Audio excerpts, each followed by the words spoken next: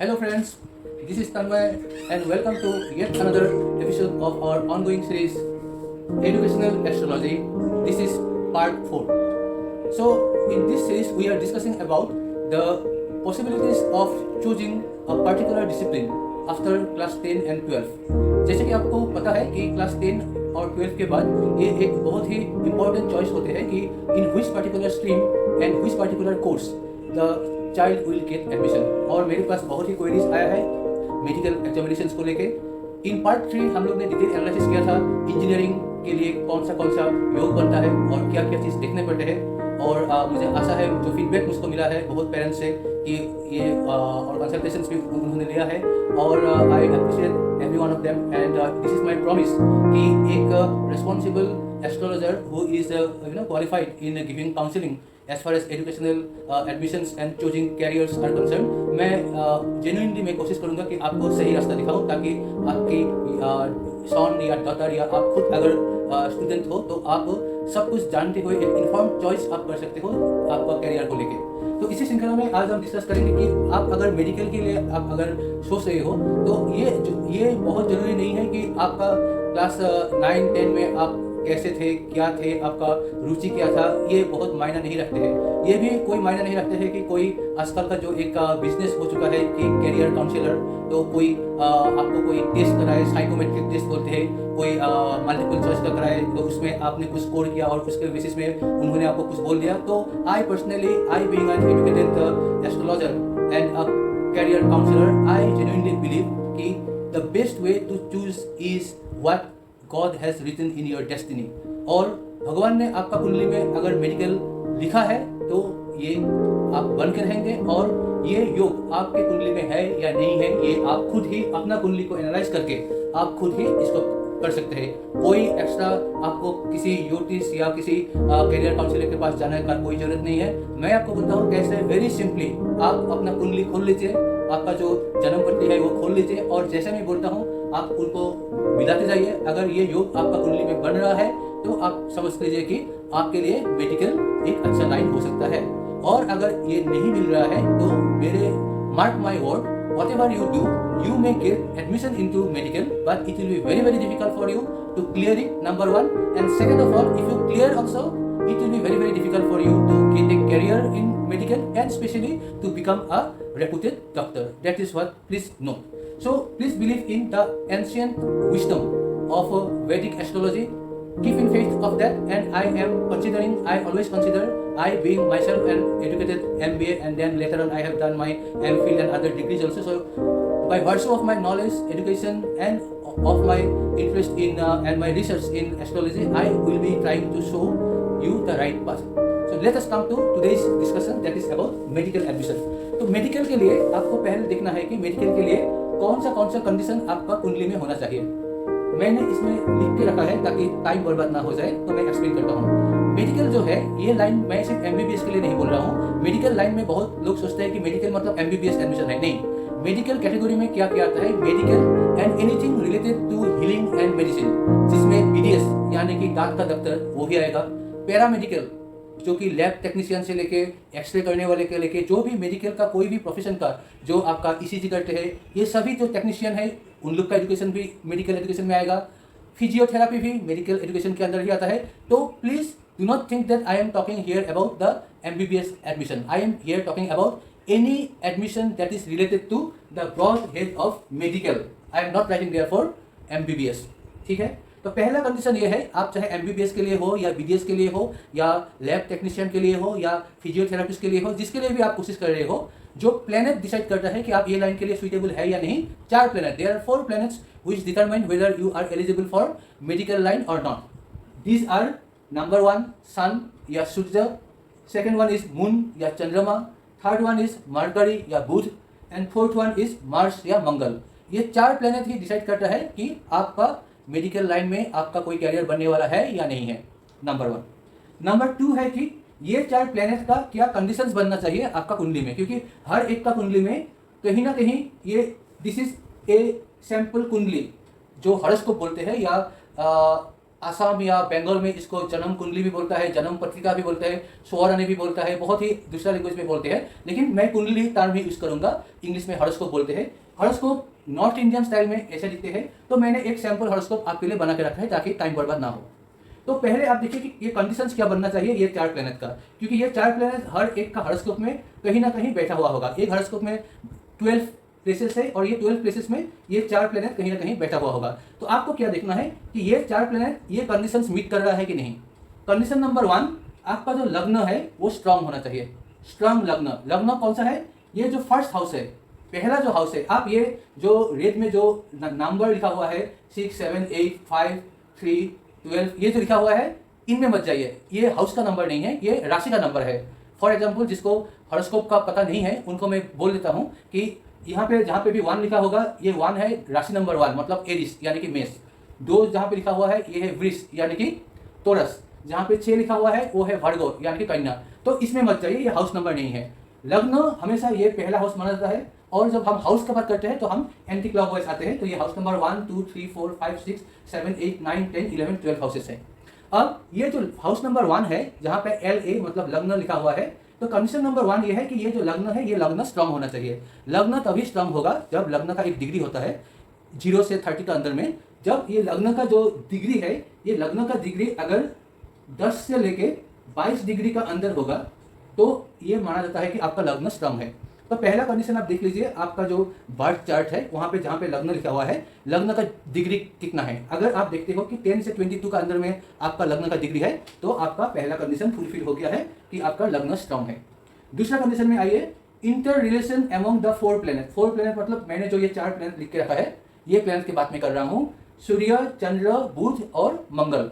ये 4 जो प्लेनेट है इनके बीच में कोई रिलेशन होना चाहिए। अगर कोई रिलेशन नहीं है तो मान के चलिए कि मेडिकल पे आपका कोई फ्यूचर नहीं है।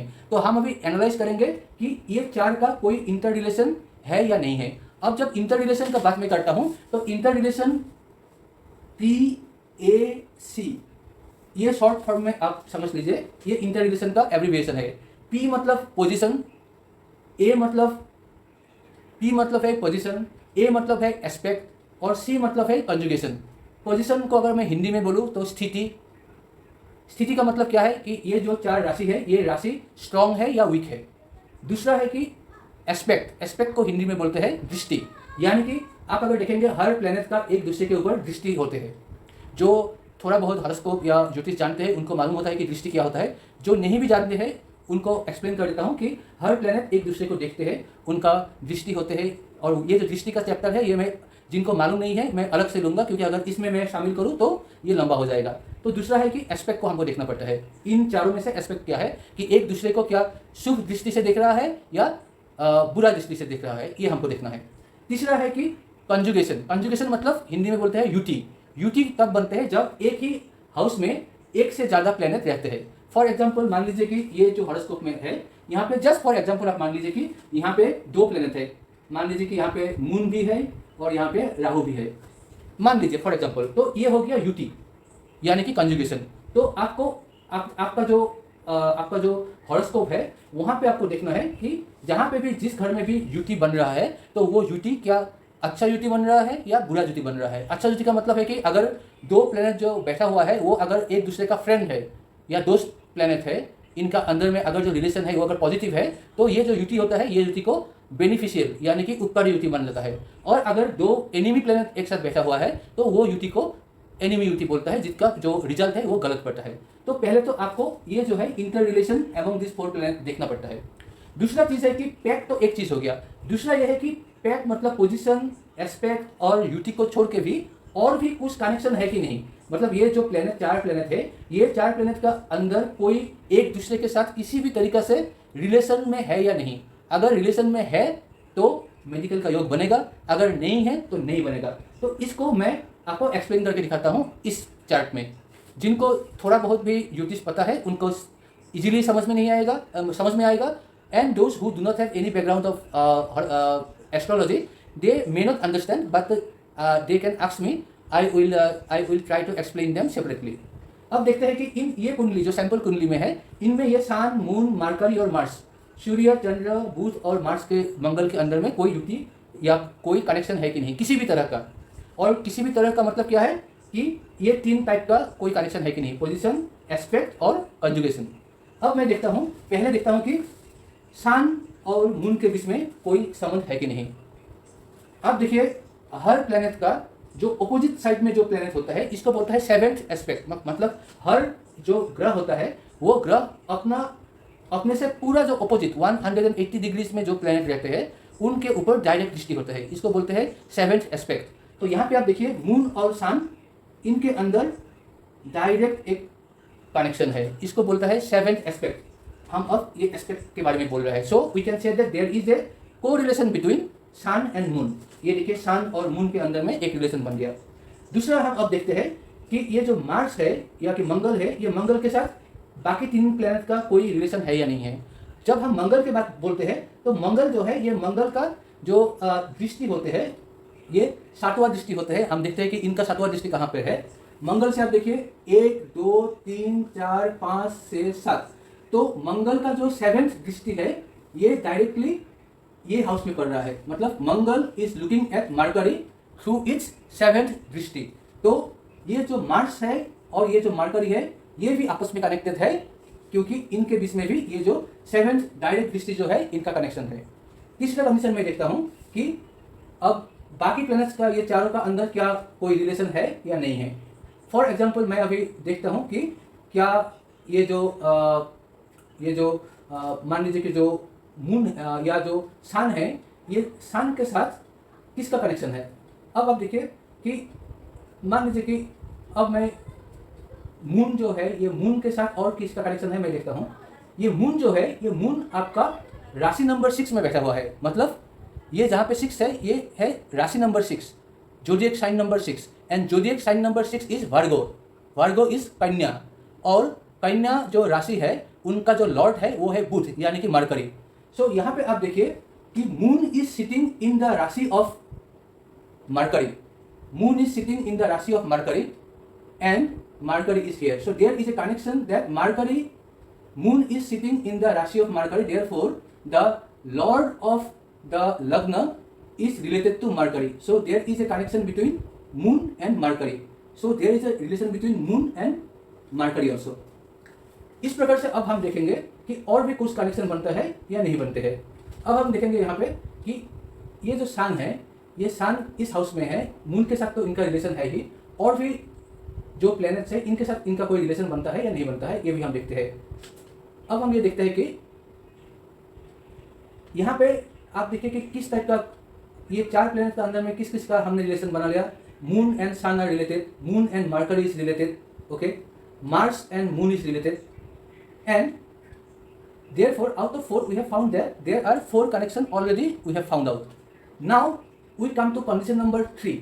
It is written the connection of the 4 planets with house number 6 and 10. ये जो 4 प्लैनेट है, ये 4 प्लैनेट के साथ this is called house number 6। आप अगर लग्न से काउंट करेंगे तो ये हाउस नंबर 6 होगा, 1 2 3 4 5 6, and this will become house number 10। ये दोनों हाउस मेडिकल के लिए बहुत ही इंपॉर्टेंट है, और अगर ये 4 प्लैनेट का किसी का भी हाउस नंबर 6 और हाउस नंबर 10 का साथ कोई भी रिश्ता बनता है तो ये तो मेडिकल प्रोफेशन में तो जाएगा ही, but he or she will be able to become a very very established and very very famous doctor in their profession. मतलब this is a very very important and very very you can say prestigious position. If any of this planet has got any relation with house number 6 and house number 10, तो this is very very good, जिसको हिंदी में बोलते हैं कि सोने पे सुहागा। तो देखते हैं कि यहाँ पे क्या है। हम देखते हैं कि ये हाउस नंबर 6 के साथ ये चारों प्लेनेट का किसी का भी अगर कोई भी रिलेशन बनता है या नहीं। मैं मार्स को देखता हूँ। मार्स जो है, मंगल जो है, मंगल का 3 दृष्टि है, उसमें एक दृष्टि है, आपको सब का जो है मालूम है कि 7वां दृष्टि तो होता ही है, एक स्पेशल एस्पेक्ट भी होता है मंगल का, वो है 8वां दृष्टि। मतलब Mars has got 8 aspect also. So here you count, Mars is here 1 2 3 4 5 6 7 8. So Mars is looking directly and connected directly to house number 6, meeting this condition, and thereby it is giving an indication कि this person will not only become a very very successful medical professional, but he will be rise very high position in medical profession. Next, we will see that whether there is a connection between any of this planet, and this is called house number 10. अब house number 10 है 3 number राशि में. 3 number राशि है Yemeni. Yemeni मतलब हिंदी में बोलता है मिथुन. मिथुन राशि का अधिपति है बुध, और बुध यहाँ पे देखिए 10 नंबर राशि में बैठा हुआ है. जिनको ज्योतिष पता है उनको पता है कि ये जो हाउस है, ये हाउस का अधिपति ही होता है शैतान, और यहाँ पे शैतान बैठा भी हुआ है, और शैतान बैठा हुआ है बुध का राशि में, और बुध बैठा हुआ है शैतान का राशि में. ये एक राजयोग है, इसको बोलता है राशि परिवर्तन योग. मतलब शनि और मरकरी आपस में राशि परिवर्तन कर लिया है. शनि बुध का राशि में आ गया है और बुध शनि का राशि में आ गया है, और ये इस कंडीशन को भी मीट कर रहा है कि ये चारों प्लेनेट में जो मरकरी है, ये मरकरी हाउस नंबर 10 के साथ कनेक्टेड है. तो ये कुंडली अगर किसी का कुंडली है तो I being a professional astrologer cum career counsellor, I can 100% recommend this particular guy or girl to go for medicine, because not only he will get easily admission, but he will never fail during their career, and he or she will not only stop in say the MBBS or whatever they are doing, but they will go for higher study, maybe MD research, और उसके भी आगे अगर कुछ है तो भी वहाँ पे जाएगा, and they will be very very famous and respected in the society. So if these conditions are met in your horoscope, then please go for medical education. On the other hand, if none of these conditions are satisfied, in that वो condition में अगर आपका biology strong भी है, आपने 9-10 में आपका रुचि भी है, आपका टीचर भी आपको पुश कर रहा है कि तुमको तो देखने में ही लगता है कि तुमको डॉक्टर बनना चाहिए, please do not go for that. You will not be successful, because this is something written by God, and this is going to happen. Because आज का डेट में आप अच्छा हो रहे हैं, लेकिन there is something called dasha and mahadasha. The planets are moving, so the time is changing. आज आपका प्लैनेट जहाँ पे है, आज जब आप मेडिकल पढ़ोगे, during that 5-6 years the planets will not be in their positions. They will, इसको दशा अंतरदशा बोलते हैं, ये आप बाद में सीखेंगे. तो based on your 9th-10th result और your peer pressure, do not go for medical education if these conditions are not met. So before choosing any career, especially after class 10 and 12, always consult an educated. झोला सब ज्योतिष के पास मत जाइए, वो सबसे business करते हैं, वो आपको घुमा के रख देगा. You come to someone who is educated, who can explain you the astrology as a science, not as a fiction or superstition. Astrology is a science and is a perfect science. So in this sense, I will request you कि before choosing a career, please visit and take counsel from an educated astrologer who is expert in giving you advice related to your career, admissions, etc. Because this is a very very important topic, and if you make right choice, your whole life will be successful and happy. So thank you. In my next video, I will discuss about another discipline which is in trend now, that is management. जो जिसका भी management में रुचि है वो जरूर मेरा next episode देखे. मैं ऐसे ही एक्सप्लेन करूंगा कि आपको मैनेजमेंट में जाना चाहिए, और मैनेजमेंट में आपका फ्यूचर है या नहीं है, can you be successful in management और not. So thank you for today's watching. If you have liked this video and if it has come into use of you, then please subscribe to my channel, like it and share it to maximum people, including your friends and family and all the people, so that the benefit of this wisdom of Veda can reach to many people. Thank you.